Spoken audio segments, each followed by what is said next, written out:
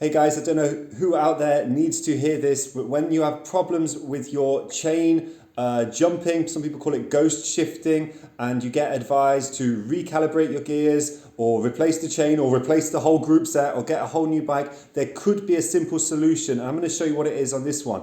I was asked to do a bit of maintenance on this bike. It's very fancy, so I don't usually like to touch it. It's a Ridley, but it's been rebranded as a different bike, and it kept ghost shifting, especially in the higher gears. I found the problem, but you really need a close eye. So this group set is the SRAM Eagle NX.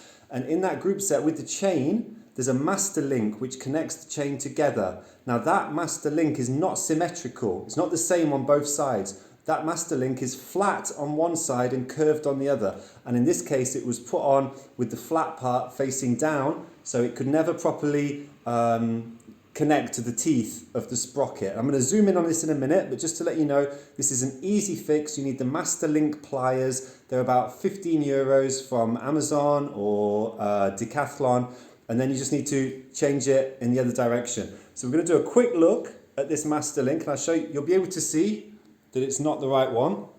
In the meantime, I'm going to give a shout out to my channel. Please subscribe. I've got more useful videos coming up. So it's this link here. There we go, right on the edge of the screen. I'm touching it with my finger. You see the bottom's completely flat, and that is causing the ghost shifting and causing the chain to skip. So it needs to be turned the other way around with the master link pliers. Hope that's been useful. If so, please give me a thumbs up. Any questions, stick them in the comments below. Subscribe for more practical tips. Thanks.